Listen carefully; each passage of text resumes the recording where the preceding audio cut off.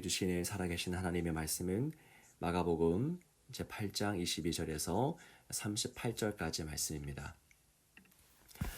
사순절 이제 절반이 지났습니다.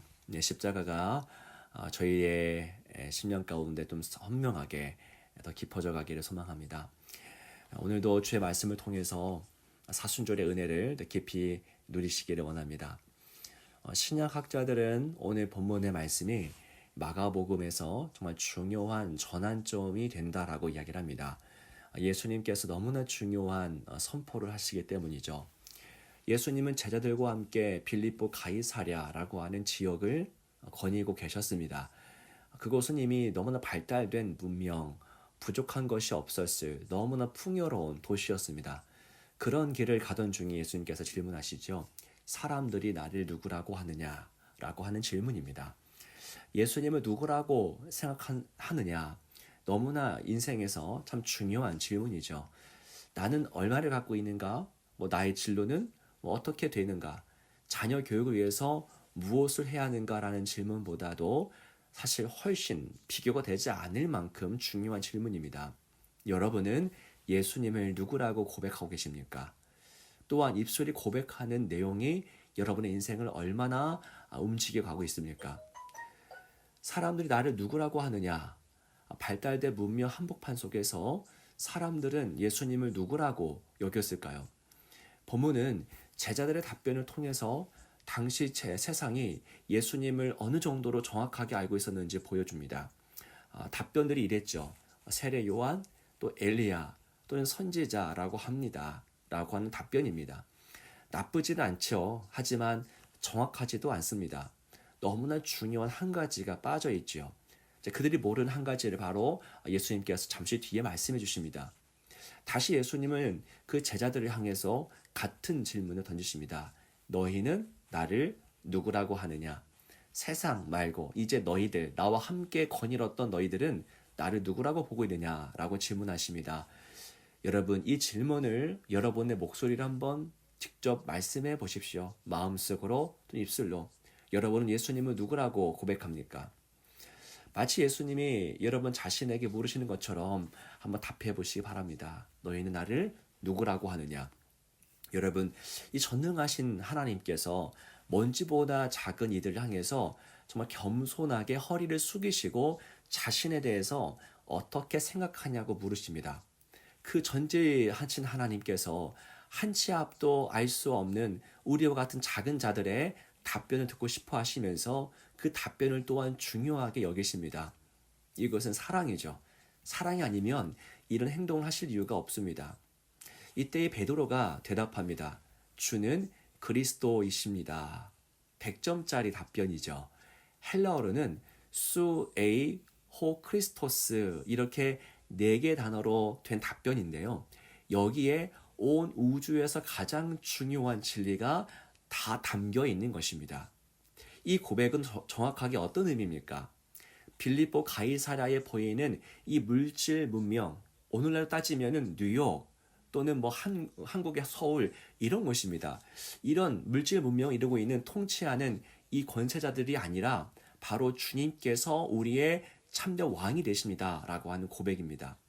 이것은 종교적인 고백뿐만이 아니라 너무나 공적이고 정치적인 고백이기도 합니다.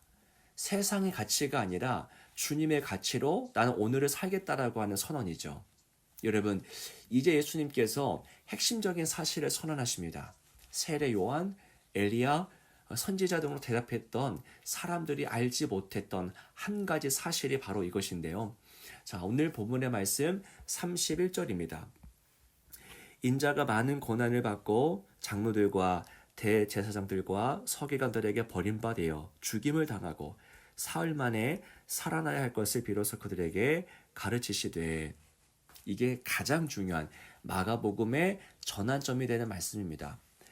자, 마가복음에서 십자가와 부활이 선포되는 첫 번째 장면입니다. 십자가와 부활은 하나님이 온 우주 만물, 단순히 우리 인간들뿐만이 아니라 온 우주 만물입니다. 우주 만물을 회복시키기 위해서 영원 전부터 세우신 계획입니다. 이 계획이 선포될 때 하늘의 천사들이 일제 기뻐하면서 환호하지 않았겠습니까? 역사상 처음으로 구원의 계획이 명확하게 선포되는 바로 이 시점에서 온 우주는 가만히 있지 못했을 것입니다.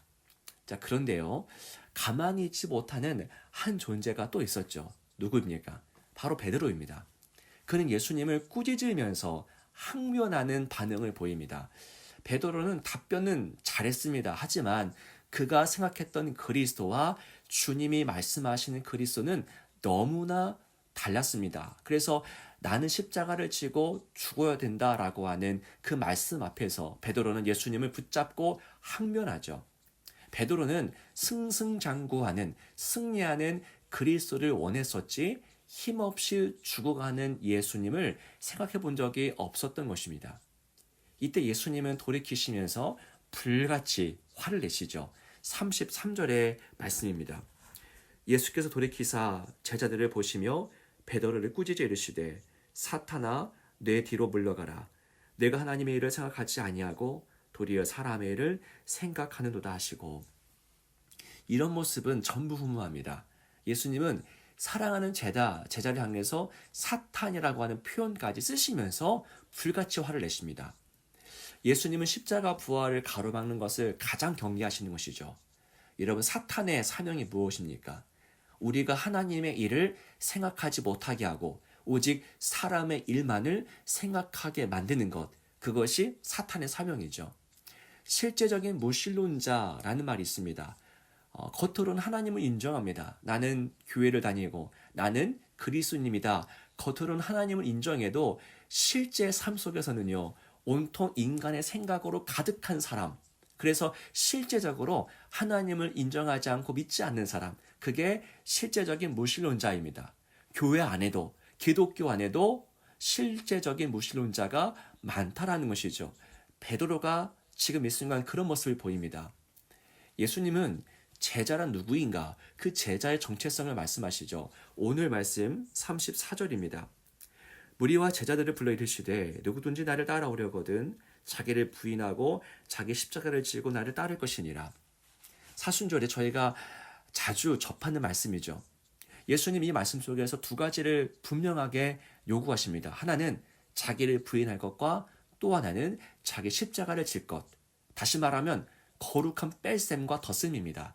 자기의 생각을 빼는 것이고 십자가를 더하는 것, 하나님의 생각을 더하는 것이 참된 제자라고 말씀하십니다. 베드로의 경우 그리스도에 대한 자기의 생각을 버리고 주님이 가고자 하는 길을 더해야 됐습니다. 받아들여야만 했습니다. 여러분, 우리에게도 우리 자신의 생각이 있죠. 그리고 우리 역시 자신의 생각을 버려야 합니다.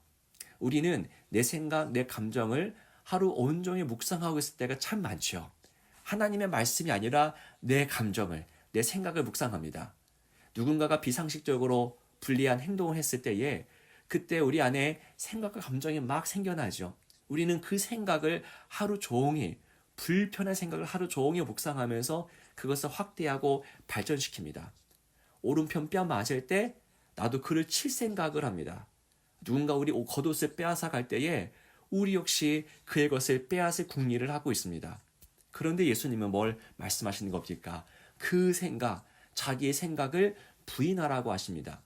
모든 두려움과 불안, 또 미움과 질투의 마음을 내려놓으라고 하십니다. 우리 자신의 헛된 생각은 계속 품고 묵상할 대상이 아니라고 하시는 것이죠. 우리의 생각은 주의 말씀 앞에 비추어서 반추해보고 나아가 부인할 대상인 것입니다. 여러분, 우리 안에 거룩하지 않은 생각들, 또 선하지 않은 마음들을 끌어안고 하루를 보내지 마십시오. 오늘 말씀을 기억하면서 늘 우리의 생각을 부인하고 이어서 주님의 십자가로 삶을 채워나가시기를 축복합니다. 그런데 여러분, 한 가지 중요한 사실 하나만 더 말씀드립니다. 자기를 부인한다는 것, 즉 자기 생각을 버리는 것이 어떻게 가능한 일일까요? 어렵지 않습니까? 예수님은 참으로 사실 고차원적인 이야기를 하고 계신 거거든요. 자기 생각을 버린다고 하는 것은 우선 자기 생각을 생각할 줄 안다는 것입니다. 아, 이게 내 생각이구나. 그 생각을 할 줄 안다는 것이죠. 자기의 생각을 제3자의 관점으로 바라볼 줄 안다는 것입니다. 발달심리 용어 중에 메타인지라고 하는 것이 있습니다. 메타인지가 바로 이것인데요. 생각을 생각할 줄 아는 겁니다. 내가 무엇을 알고 내가 무엇을 모르는지를 아는 것이 메타인지입니다. 주님의 말씀처럼 내 생각을 부인한다고 하는 것은 자신의 생각을 더 넓은 무언가 위에 놓고서 볼 줄 안다는 것이죠. 아, 내 생각은 틀렸구나.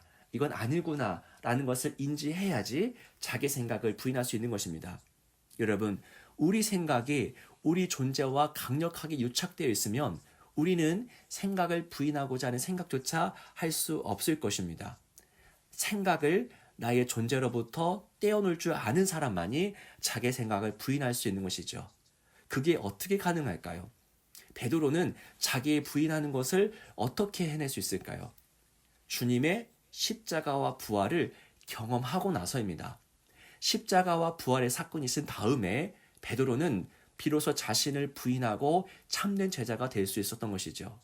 즉 베드로는 자기의 생각을 십자가와 부활이라고 하는 영적인 토대 위에 올려놓고 나서야 비로소 자기 생각을 버릴 수 있게 된 겁니다.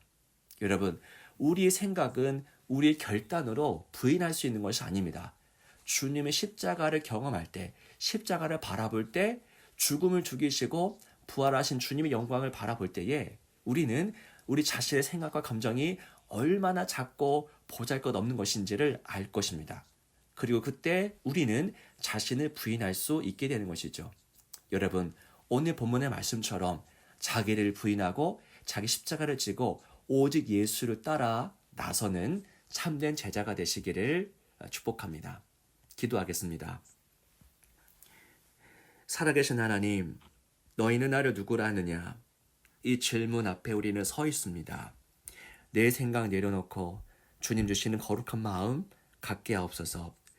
그리스도는 누구이며 십자가 부활은 어떤 사건이었는지 피상적으로 알고 지나가지 않게 하시고 이 사순절에 바삐 가던 길을 멈추어 서서 이 질문 앞에 정직하고 겸손하게 서보는 시간을 갖게 하옵소서. 코로나 상황을 우리 모두가 지혜와 사랑으로 대처하게 하시고 삶의 문제로 신음하는 모든 자들이 주님의 일하심을 경험하게 하옵소서. 오늘도 공군의 모든 장병, 군무원, 가족들 품어주셔서 주님의 평안을 누리게 하옵소서. 우리의 주요 그리스도이신 예수 그리스도 이름으로 간절히 기도하옵나이다. 아멘.